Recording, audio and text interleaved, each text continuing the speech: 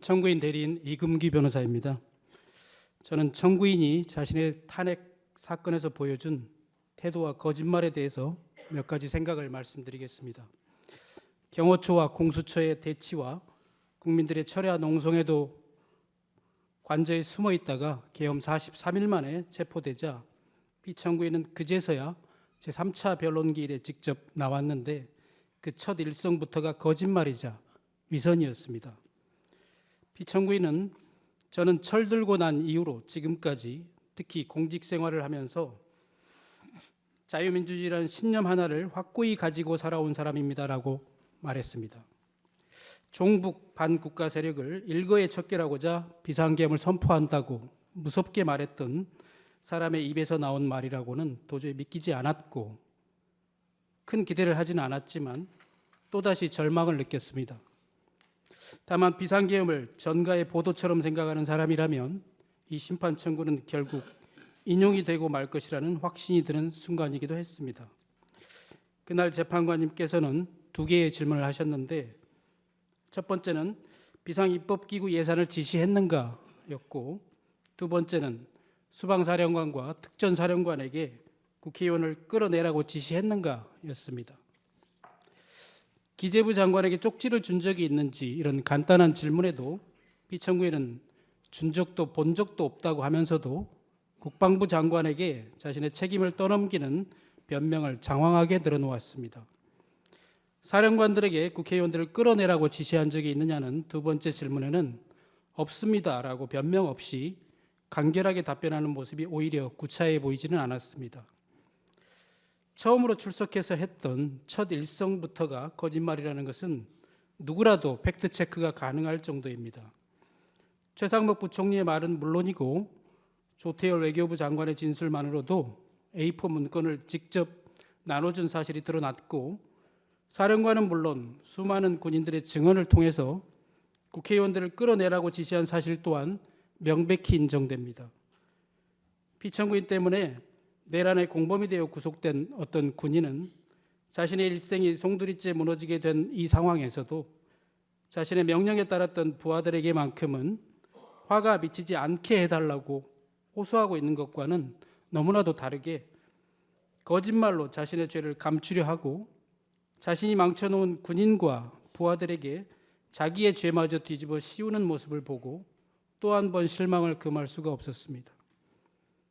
피청구인이 구치소에서 재판소로 출석하는 날에는 수백, 수천의 경찰관들이 동원이 되고 국민들은 이쪽과 저쪽으로 편이 갈려서 나라가 쪼개질 것만 같고 저 같은 일개 서생조차도 나라 꼴이 걱정이 되는 판인데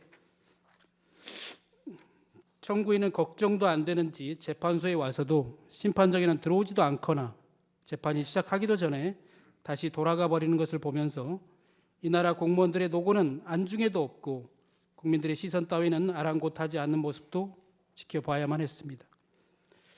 피청구인은 대통령 취임식에서 대통령으로서의 직책을 성실히 수행할 것을 국민 앞에 엄숙히 선서합니다라고 했지만 어쩌면 그 선서부터가 거짓이고 위선이었을지도 모른다는 생각이 듭니다. 대통령으로서 국민 앞에서 직무상의 거짓말을 하지 않고 진실해야 하는 것은 단순한 도덕적인 요청이 아니라 헌법적 요구이자 법적인 의무인 것입니다. 미국 제37대 대통령 닉슨은 단지 거짓말을 했다는 이유만으로 탄핵 위기에 몰렸고 결국 대통령직에서 사임해야만 했습니다.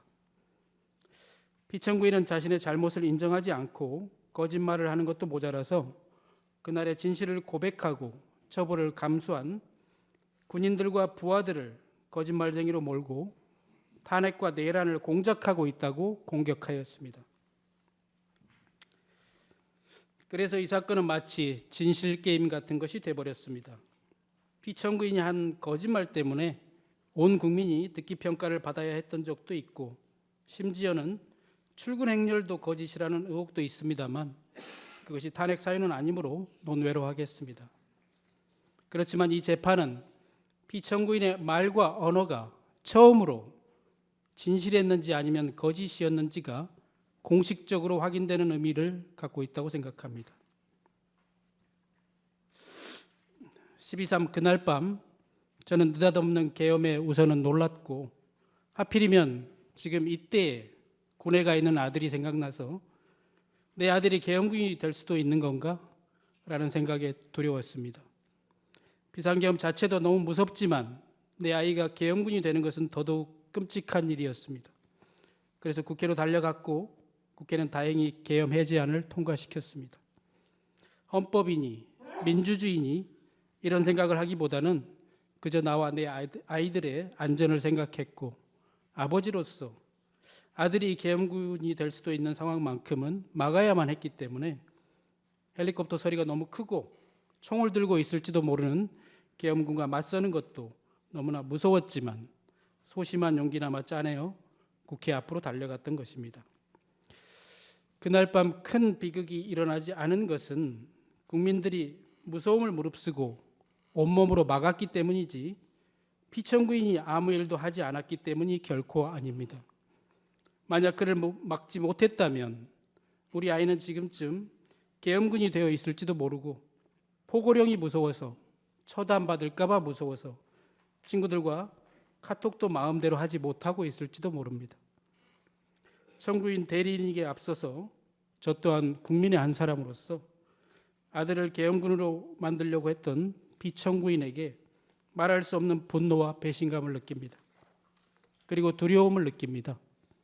저는 아직 대통령의 신분인 피청구인의 앞에서 이렇게 말하고 있는 지금도 솔직히 떨리고 무섭습니다. 주권자를 배신한 피청구인을 심판하는 공개된 이 법정에서조차도 그가 두려운 것은 그가 아직 이 나라의 대통령이기 때문입니다. 존경하는 재판관님, 그날 국회가 해제안을 결의하고 다소 안도하는 심정으로 집에 가는 길에 여의도 공원의 낡은 비행기 한 대를 보았습니다. 8.15 해방 이후에도 김구 주석과 임시정부 요인들은 고국에 돌아오지 못하고 있다가 그의 겨울이 되어서야 일반인의 자격으로 이 비행기를 타고 당시 여의도 공항인 이곳에 내렸다고 합니다. 누군가는 부수고 무너뜨리고 팔아먹고, 반대로 누군가는 지키고 세우고 뺏기고 또 빼앗겨도 끝까지 되찾고자 하는 것, 그것이 과연 무엇일까요? 그것은 바로 피청구인이 말한 자유민주주의 시민으로서의 자격증, 바로 주권이라고 생각합니다. 나는 지금 부수고 무너뜨리고 빼앗는 자리에 서 있을 것인가, 아니면 지키고 세우고 되찾는 자리에 서 있을 것인가를 생각하면서 변론을 마치겠습니다. 감사합니다.